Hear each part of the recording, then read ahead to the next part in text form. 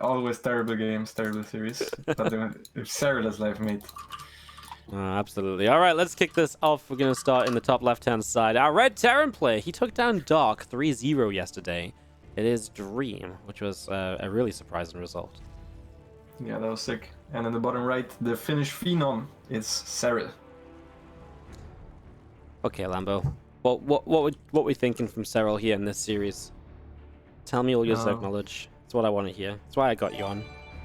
Yeah, I think he's just gonna play standard, reactive. I think we saw Dream play mech, so I'm pretty sure Serral saw these games as well, and he knows that Dream can play both bio and mech, and I think Serral's just gonna play reactive, standard, solid, pretty much. Yeah. Yep. We haven't seen a lot of Serral lately, so I haven't either. Besides, every time Piotr wins a game against Serral, he sends me the replay right away. Yeah, classic Soul. Yeah, I hear that one. Yeah, but other than that, I haven't really seen too much. Actually, I also played one game together with Soul, Icon mode against Serral. Yeah, how'd it go? We won, and he wasn't happy. I think he wrote a single G. Yeah, a single G? Yeah. Wow. I mean, there's two of you. You should be writing 4 Gs. GT to each of you. Yeah, exactly. It's like he gave both of us half a G. That's a little bit...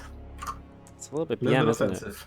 Yeah, I think so. The Serral guy. No wonder no one invites him to the online tournaments. You know, he's too risky. You know, if he's gonna BM like this. Yeah, that's what I thought. No one likes him. That's why no one invites him. Only reason why he doesn't get to play now.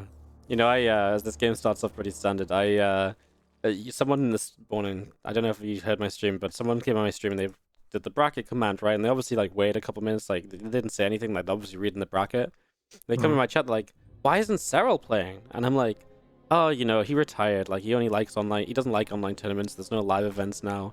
Oh my god, now my Twitch chat actually thinks Serral retired. I'm like, why did I do this? Like, I thought, like, it was like, there was 100 people. There was like 100 people here. Like, there was no one actually here. The games weren't started. It was on a countdown. I was like, it's fine to meme a little bit. And now people are actually, like, believed it. I don't know how this happens. Yeah. Twitch chat is incredible. Yeah, sometimes there are special people where you're just gonna make sure you say like a loud kappa or I'm just kidding. Yeah, otherwise they don't get it. I messed up, I guess. As this Reaper comes in and gets a couple shots on drones, which is great and all, but obviously the Creep Tumor gets down without any issue. The Lings stay alive, and the Reaper will just check the third hatchery is down as well. So very standard so far. And Dream does have double gas set up, so you will start a starport. So of course, a lot of options from there in terms of it can be that battle cruiser and mech. Of course, it can, of course, just be a Liberator and Stim, etc. So we'll get a little bit of a look to see what happens over the next moment or two here from Dream's build. Serral actually going for a very weird first overlord movement. Usually, very often, either we go to the ledge over the natural, or we go behind the natural, so right next to the wall, which is really nice on this map. Because you can see the factory, how long it's producing Hellions, and then you can dart in and usually see what the starport is doing. So I'm not sure. Like, this is a very passive overlord, so I wonder how he's gonna scout. Yeah. Okay, he's just gonna go for Roach no matter what. I see. So he wants to do some pressure. That's why he's not scouting. Well, that Rotron dropping down, then so pressure it will be. Of course, it's completely blind, but if your opponent's gonna end up playing mech, having a few Roaches out already is kind of nice. And the thing with a BC defense is that the battlecruiser takes so long to come up, you typically have time to get the Roaches into a mineral line and dealing some damage anyways. Yeah, at the very least he would get some depots, and what's also nice about the Roach pressure, if you don't all in, is that the BC needs to stay there, because the moment it teleports, the Roaches can go again, and you can just run away with the Roaches. So you can kind of skip producing the extra queens for a little bit longer, which means you have still a similar amount of drones as you would usually if you played just defensively against the BC. Yeah, which is obviously pretty nice. As 10 Roaches start up, these Hellions quite busy out to the third base. Is seeing no drones here already a bit of a sign for Dream, or is it just a bit too early for that? Nah, it's... Maybe there could be a couple of drones, but very often if the Hellions start in like that, you also want to pull them away right away. Yeah. Like if there's a good Zerg, so I'm not sure it is the biggest tell. Now he knows for sure, now he's making a bunker. Yep.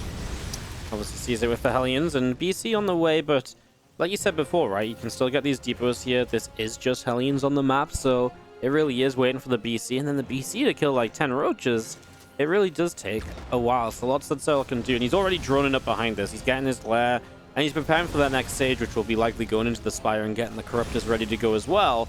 As this bunker will finish, but, well, let's see what Serral can get done. Drops the first Corrosive Bile just out on another depot and pulling those Roaches back nicely to morph into Ravagers as they get low.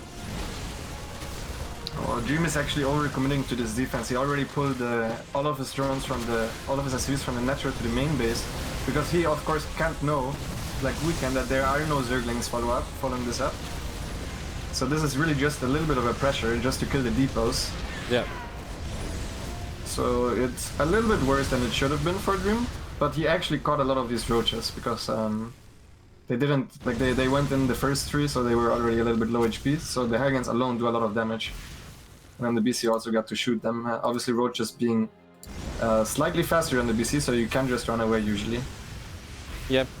So that's obviously nice, keeping these units alive, right? Something that you can at least reuse once again in the future as this BC of Dream continues over. And now the few Queens already here to start dealing some damage. Obviously don't want to lose those Queens to Hellions either, or take too much damage on the Queens, because they need to stay healthy against this BC and the future BC, which is about to finish up. BC number 2 will be joining the fight very soon to keep this pressure going.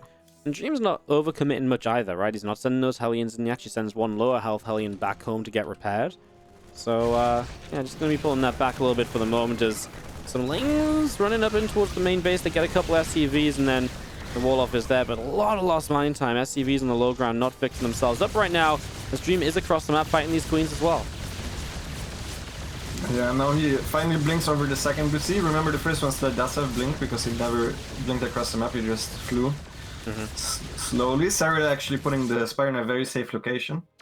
This is, I think, how Dyke lost one of the games. In a very similar fashion. Yeah, he actually lost, as these Hellions get hit by Roaches, he actually lost, maybe didn't lose the other one because he lost the Spire, but he lost the Spire in 2 different games. And it was, obviously, it's not great to ever lose the Spire, really. So, yeah, it's, like you said, very safe position, protected by where the Queens usually go to. Not somewhere the BCs can get to and then fly out of very easily. So, yeah, nicely placed as this Overload goes down. Yep, and I think Serral is just going to follow this up with a Ravager, Corruptor, Roach, Ling in, which is very, very powerful on this map. That's why you usually never see a mech on this map, because the third base area has a huge surface area where you can attack with a concave into it, and it's also a very short rush distance, so that makes mech relatively killable by these Corruptor timings. Although he's getting an Evo Chamber now, so maybe not. He does just want to play, maybe he just wants to play the normal Ravager, Ling, Bane, Corruptor style.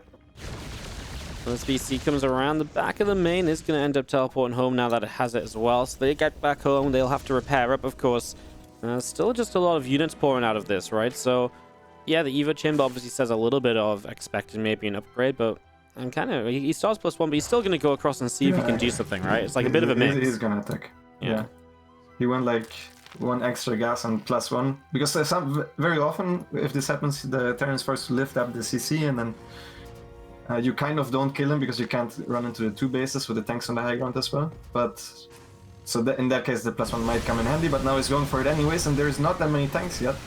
Yeah, the Corrosive Bile is actually going to hit the missile turret down too, so just a little bit less defense against the Corruptors BCs. One of them goes down before the Yamato as the Roach Ravager continues in towards the third base, and there's just nothing really here. Like 1 high ground tank, but the Corruptors give the high ground vision, so that's a Corrosive Bile kill.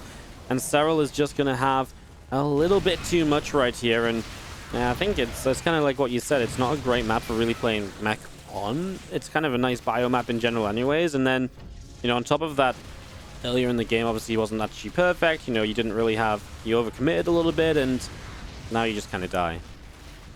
Yeah, I think this reflects the early game a little bit, where Dream's extra factories were delayed more than Serral's eventual attack was delayed, because Serral would have needed to make those roaches anyways.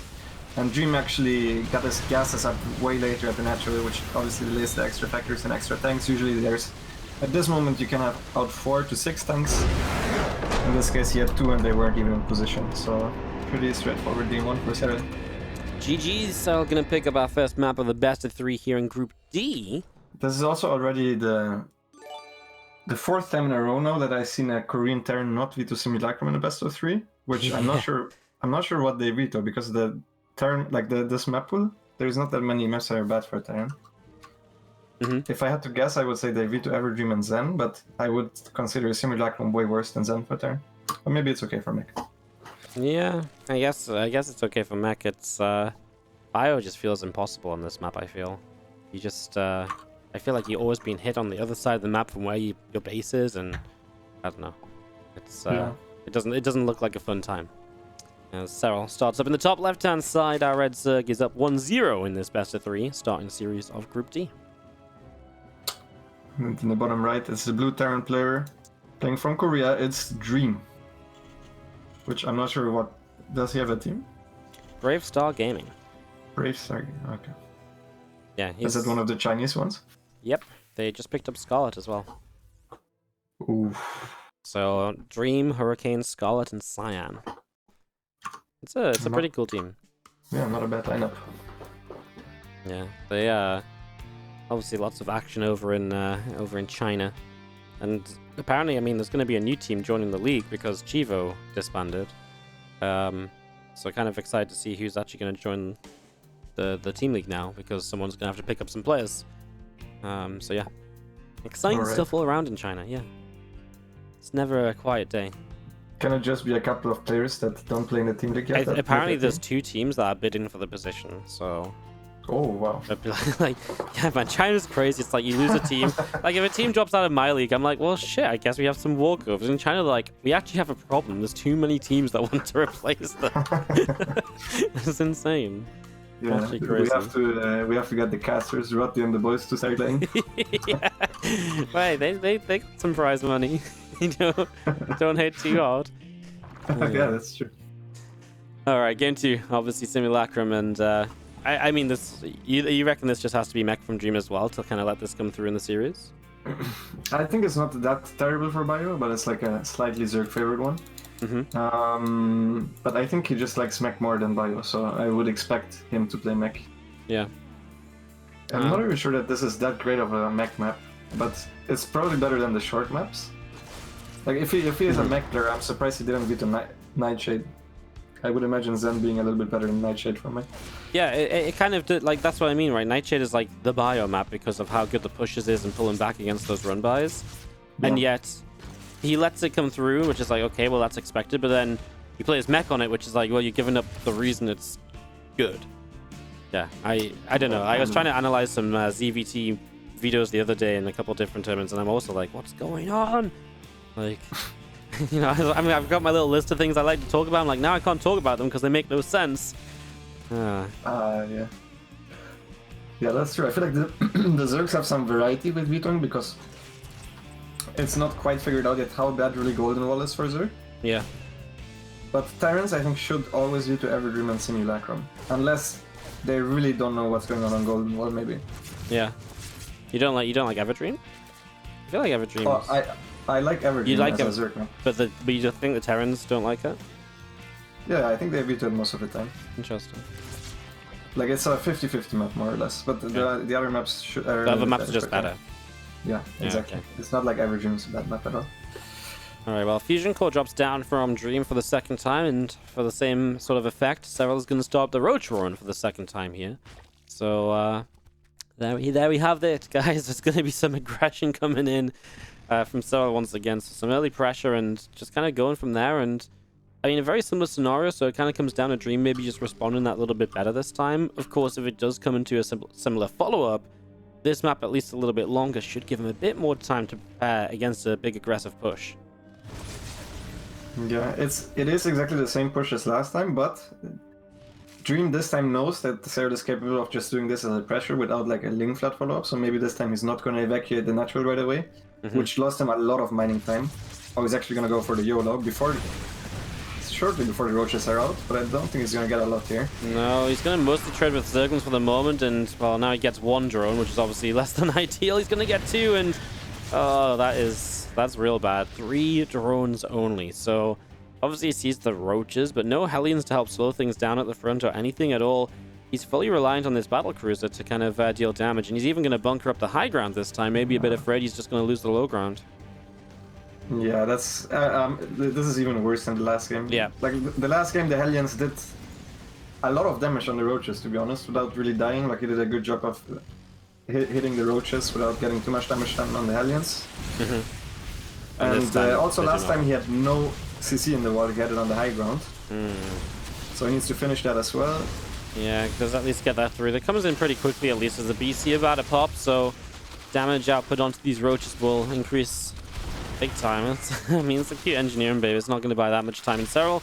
He's just going to pull away and get the other depot for the moment, as there's the battle cruiser. And the thing is, even these few lings are a little bit annoying. I guess the Hellion production obviously continues because it's mech, right? So Hellions are there to deal with the lings if they do run through.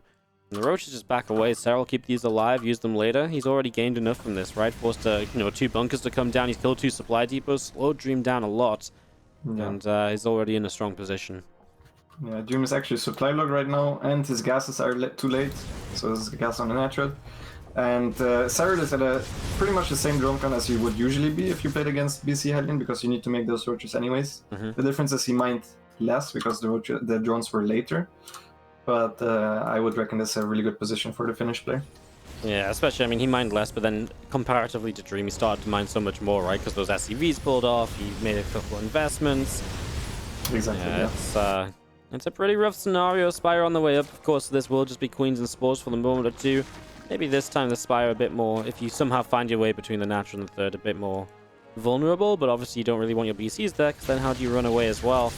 As he does stop the 4th base from coming down, get to the drone, which is maybe the biggest win of the game so far for Dream. And here he jumps in again. Serral again ready with the Spore in between the bases. He also went for 2 Spores in the main. So he's taking this very serious. And he still has the roaches left from the start to defend the Hellion, so he should be fine here. Yeah. A little bit mismarked with roaches. Meanwhile, these lings have to go across into the natural expansion, so a few SCVs are going to be taking some hits. At the same time, some lings on the 3rd base as well, so Dream really taking some damage here, and of course, from being in a rough position from the start, he's now taking even more damage. He's getting into an even worse spot. Definitely not the greatest of moments. Yeah, I think Serral is just going to do exactly the same again and kill him. Yeah. I don't see why not, right? Like, you're in a pretty good spot. You've got +1 missiles a bit faster this time, but you just make a +1 attack instead of a 0 upgrade attack, right? So, yeah. I think maybe he just forgot it actually last game. That's why it was a little bit too late. Okay. Well, I mean, there's already roaches across the map, and there's actually just no units here. I mean, there was siege tanks in production. They're still in production. They're just not done yet. So Serral's gonna have some time where you can already start breaking down one of these depots and getting a little bit of access. I mean, again, it's just a bit of a start off. I mean, this wall off makes it a little bit tough to commit in for the attack, right? With some siege tanks behind it. Yeah, this is a much better map to hold this attack on, and he also took the safe 3rd base. I see a lot of worse Terran players take the forward 3rd if they go mech, and then like the forward 3rd is really bad against the Olin that Serral is doing right now. But I think even this one you can just slowly kill the rocks and then come in, possibly also from the top. So from the top 2 entrances. Okay. And he should be good to go, because he will just have way more units than his opponent. Alright, well, let's see what Dream can somehow maybe muster up. As he has, of course, already got 2 tanks set up. He's getting a couple of those missile turrets. They're important to help deflect these corruptors a little bit. Serral will see the defense, and as you mentioned, he'll just start to kill off these rocks to open this up a little bit further for himself. Tank's getting some shots to start this off. I feel like those 2 tanks are very close together, though, in a bit of a dangerous spot, perhaps. And, well, just waiting here for, of course, Serral to make the dive. He's going to come around the top side, also, like you mentioned. And maybe he looks like he's going to come with everything from the top. Do you think that works as well? Still just fine? Yeah, I think that's also just fine. Alright, well, there's a couple more depots now. Dream is supply blocked from all of his losses. A few lings thinking about coming in from the left, and they will start soaking up some tank shots. And already corrosive bowels dropping down everywhere. Corruptors are just straight up killing the 3rd orbital, of course. I mean, you kill off the 3rd orbital and all of this, and you're basically able to transition however you would like, as the Corruptors have killed one of the 3 BCs. One just about teleports away. This one should be able to as well, as these Ravagers kind of low HP. There's only 5 or so left. A couple of roach tanks still around. SCV's repairing one of the BCs up, and the Corruptors are all now going down as well. But man, Dream just lost way too much overall, right? And no matter what, just reinforcements here are going to kill him, and maybe not even reinforcements, maybe just these few units as the tanks on the low ground, or the tanks on the ground, have fallen. Yeah, I think Dream did the best he could there, but he just had a bad start. Yeah. It's actually, I think you're right, because like actually, it kind of gets a little close towards the ends of this here, and it's one of those scenarios where if you just have those couple extra units and there's a couple less units from the Zerg because you defend better or whatever, then it does snowball against the Zerg quite quickly, right? When there's like a couple extra tanks, etc. But yeah, now you're what's that? 50 SCVs. The third base didn't mine all this time. It's pretty brutal. Exactly. I think now it looks very one-sided, but if there's two more tanks, just two more tanks, these guys fire until the very end of the fight. So, and two more tanks firing at roaches and ravagers is obviously huge. Yeah. For like the course of, and these fights take quite long, so it's over the course of like a minute, you get a lot of shots, a lot of damage done. And this was already close to holding decently well. Yeah. I mean, he killed all the corruptors and stuff as well, right? Which is actually kind of nice in this scenario. Of course, there's a bit of a rebuild there, so it's not just Roach Ravager on the ground. Yeah, I guess if he didn't lose the BCs, it would have been fine. If he had 3 BCs now, yeah, maybe there's a way, but yeah. I mean, I think right now, obviously, it's kind of dead, but like, you know, maybe like I say, in another scenario where you kill all those corruptors, right, and it's a bit of a better hold, it's like, you know, then there is a bit of trouble for Serral. You know, building up corruptors again, building up, you know, ground army again. He's now just feeling comfortable just going to Swarm Host, and there's no preparation in the world good enough that can set you up against Niduses and Swarm Hosts at the moment. I don't think is Dream. It's it's gonna be tough. Yeah, he's kind of making Cyclones and tanks at the same time. Cyclones obviously good against the Swarm Host, tanks against the actual push that might happen with it, but yeah, if you're down 60 supply. Yeah. Yeah, it's, I mean, Serral's going to be maxed out, so you can also start trading with the Roach Ravager along with the Locust, so it's, well, you know, it looks pretty, pretty good for our Zerg players, Serral here in general, right? As a couple of extra units from Dream coming around the top side and going to get a lock onto a Nidus, so he's going to be able to deny one Nidus with these Cyclones, but, I mean, even that may not be too great, because then he might lose the Cyclones. I mean, they stay alive, but, I mean, yeah, it's, he's not exactly building up super quickly to being, you know, safe. Yeah. And nice on the bottom side. So he's not just going to get Locusts in the main base. He can shut down a lot of the production, of course. Get a bunch of those factories. Yeah, I think usually you get the add-ons at the very least. Yeah. And, yeah. He just kind of drops them all down on the edges. I mean, even if you just get a couple of the lift-offs and you slow production and stuff, it's obviously so frustrating. He's kind of chasing down units, so... Again, it doesn't really matter what these Swarm Hosts are doing, because at the end of the day, he's got a lot of the army off towards the main, and it creates opportunities to maybe bust through on the third base as well. So that's a great spy starting too, and you know, for even if Dream survives for the moment, then he doesn't have the income to really build Thors, which is what you're going to need against those Broodlords. So yeah, problem after problem for Dream basically. Yeah, he is. Serral always setting up the next step already in case this doesn't finish off his opponent. One thing that Dream is doing that I think Serral is not expecting is getting a second starport, and he started battlecruiser production again. Yep. So if there was a way for Serral to lose this game, I would say going Broodlords would be the way. Like morphing all the Corruptors into Broodlords. Yep. And then getting surprised by battlecruisers without anti-air. Well, Serral actually, I feel like, I mean, he trades out down on this bottom side, but he has ended up being pushed away, and Dream still maintains a few units. I mean, don't get me wrong, he's still 120 supplied to the 190 Remax, but the Remax is like a massive Zerglings in production, so... Yeah, I mean, Dream's doing better than I thought he would. Yeah. This reminds me a little bit of the Mario vs. Dark game, where we said on the Super Tournament, where we said Dario was dead. Mario was dead all the time, and then he kept defending, and eventually it actually became a really close game. I think this one is a little bit more in favor of the Zerg than the other one was, but it does happen. Like once mech actually gets to max out supply, and you have 1 or 2 bad fights. Yeah, for sure. I mean, that's what mech is great at, right? Yeah, exactly. It's a very strong comp, and it's very easy to mess up a fight against, as he loses a couple of Overlords. Serral supply blocked, although already maxed out. It's not the end of the world. Will be if he takes a fight and wants to rebuild, though, so... He has to watch out for that as a few Lings go running by into the third base at the same time. There's nothing on this third base from Dream. He's fully focusing down on the bottom. He teleports the BCs back, but already 10 SCVs down. It's another huge hit to the economy. And now you have Locust, Banes, and Ravagers. Obviously a very aggressive composition moving through here. The Banelings are going to get SCVs, and the Planetary Fortress just falls. And while now Corruptors show up to fight BCs, which have already teleported home on the third, so they aren't going to be able to teleport again, so they are going to start dying. And again, Dream just continues to fall apart. In the end, Serral is going to get there. I mean, like we mentioned, Dream kind of hangs in there a little while longer. He makes this a bit of a better fight than he maybe expected it to be. But at the end of the day, Serral is just able to take it 2-0 over Dream and wins his first match here in Group D.